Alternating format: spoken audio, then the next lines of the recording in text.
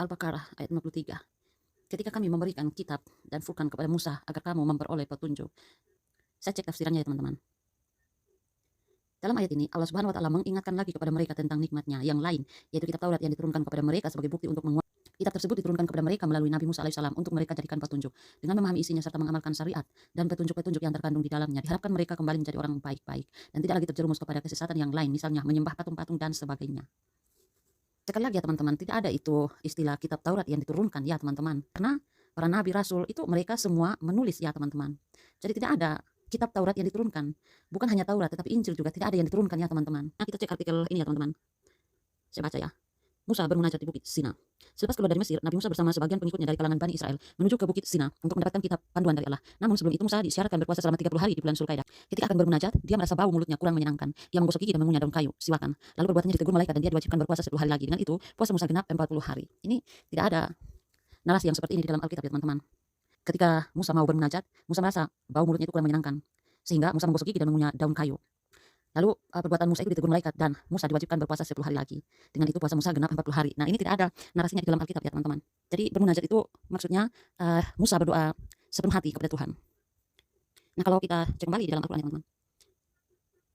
Nah, kita cek di sini ya teman-teman. Kami telah menjanjikan Musa 30 malam. Jadi saya tidak baca kalimat yang ada di dalam tanda kurung ya teman-teman. Kami telah menjanjikan Musa 30 malam. Kami sempurnakan jumlah malam itu dengan 10. Maka lengkaplah waktu yang telah ditentukan. Tuhannya 40 malam. Jadi dalam hal puasa Musa ya teman-teman, untuk yang di dalam Al-Quran ini itu tidak ada narasi di dalam Alkitab seperti di dalam Al-Araf ayat 142 ini ya teman-teman. Musa berkata kepada saudaranya Harun, gantikanlah aku dalam kaumku, perbaikilah dan janganlah engkau mengikuti jalan orang-orang yang berbuat kerusakan. Nah, kita baca lagi ayat berikutnya. Ketika Musa datang untuk pada waktu yang telah kami tentukan, dan Tuhan telah berfirman kepadanya, dia berkata, ya Tuhanku, tampakkanlah kepadaku agar aku dapat melihat engkau. Dia berfirman, engkau tidak akan melihatku, namun lihatlah ke gunung itu, jika ia tetap di tempatnya, niscaya engkau dapat melihat aku. Maka ketika Tuhan yang menampakkan pada gunung itu hancur luluh dan Musa pun jatuh pingsan. Setelah Musa sadar, dia berkata, Maha suci engkau, aku bertobat kepadamu dan aku adalah orang yang pertama-tama beriman. Nah, kita perhatikan baik-baik ayat ini ya teman-teman. Di sini kan Allah Subhanahu wa taala berfirman ya teman-teman, kami telah menjanjikan Musa 30 malam. Kami sempurnakan jumlah malam itu dengan 10. Maka lengkaplah waktu yang telah ditentukan. Tuhannya 40 malam.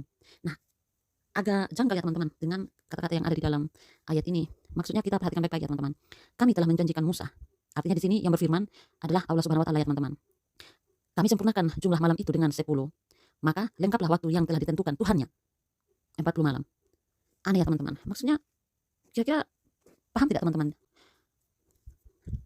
Agak janggal ya teman-teman. Pertama, Allah Subhanahu wa taala berfirman, kami telah menjanjikan Musa. Kemudian kita lihat lagi kata selanjutnya, kami sempurnakan jumlah malam itu dengan 10. Maka lengkaplah waktu yang telah ditentukan. Tuhannya 40 malam. Aneh kan? Ada kami, ada Tuhannya Musa. Kami telah menjanjikan Musa. Terus lengkaplah waktu yang telah ditentukan. Tuhannya 40 malam. Berarti di sini ada Allah Subhanahu wa taala dengan Tuhannya Musa ya teman-teman. Nah, kita tahu Tuhannya Musa itu adalah Yahweh ya teman-teman.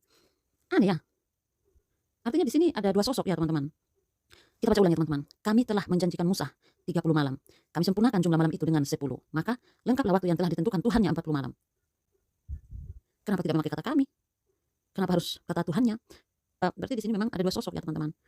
Dua sosok adalah Allah Subhanahu wa taala dengan Yahweh. Karena Tuhannya Musa kan bukan Allah Subhanahu wa taala, Yahweh. Silakan teman-teman sendiri yang akan menilai. Mengartikan kira-kira dalam ayat ini itu kira-kira seperti apa?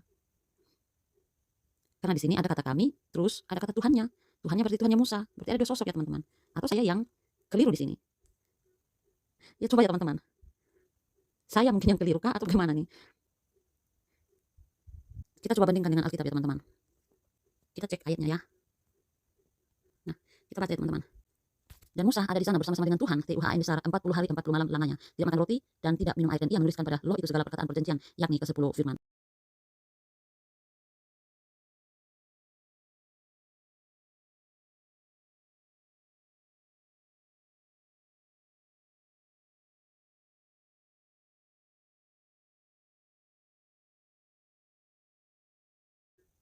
Jadi di sini Musa puasa ya teman-teman, 40 hari 40 malam lamanya ya teman-teman.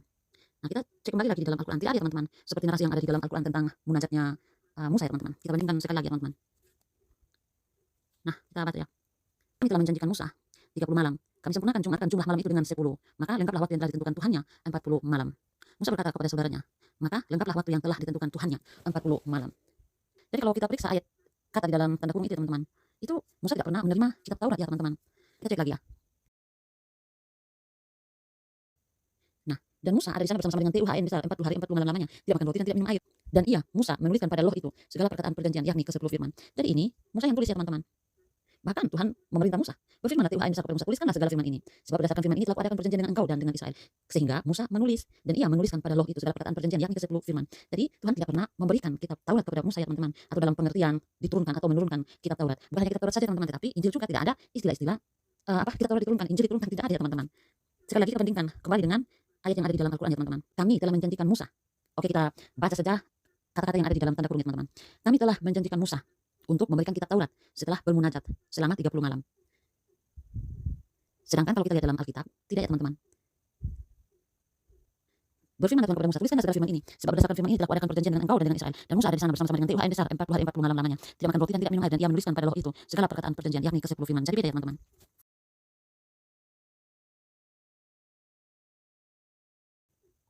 Karena sekali lagi, YHWH tidak pernah memberikan kitab Taurat atau menurunkan kitab Taurat ya teman-teman.